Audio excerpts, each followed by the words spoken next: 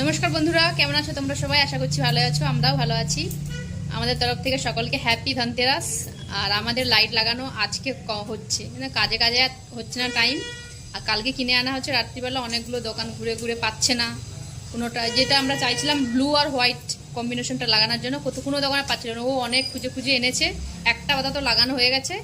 আর already সবার বাড়িতে লাগানো কমপ্লিট হয়ে গেছে। তো কেনাকাটি তো অনেক দিন আগে থেকে করছে, তার জন্য মার্কেটে প্রায় শেষ হয়ে এসেছিল।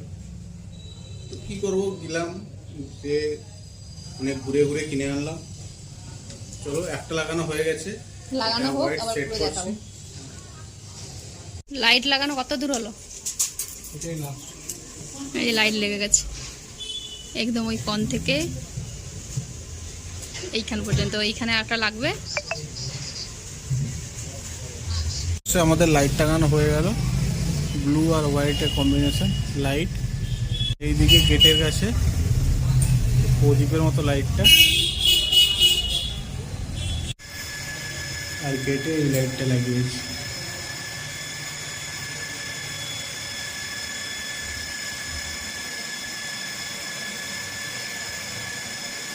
লাইট লাগাতে লাগাতে সন্ধে হয়ে গেছে, আর এখন লাইট চলে গেছিলো, মানে ইলেকট্রিসিটি চলে গেছিলো, তাই জন্য লাইটগুলো সব বন্ধ ছিল। অনেকক্ষণ পরে কারেন্টটা এলো, তাই তোমাদেরকে একটু সন্ধেই হয়ে গেলো দেখাতে। এবারে আমরা বেরোবো বাকি যা জিনিসপত্র কেনাকাটা করার জন্য। চলো, তোমাদেরও নিয়ে যাবো মার্কেটে। এইবারে এইখানে এই প্রথম এই বছর বুধবাজার তো বুধবাজারে এইভাবে লাইট লাগানো হয়েছে। আমি বাবা, কি হয়েছে মনে এদের, যে পুরো পুরো রাস্তা।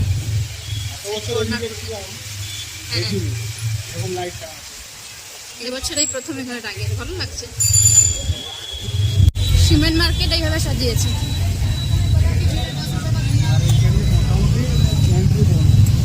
রাস্তা বন্ধ হয়ে গেছে।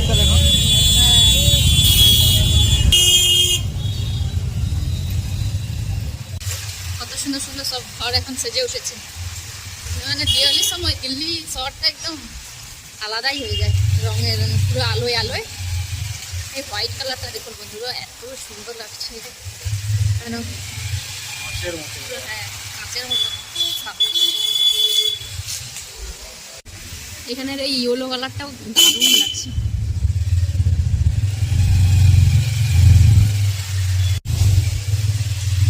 এইটা আমাদের বাড়ির সোজাসুজি যে গলিটা, আমাদের বাড়ির বাইরেটা এরকম লাগছে দেখতে, ওই ব্লু আর হোয়াইট।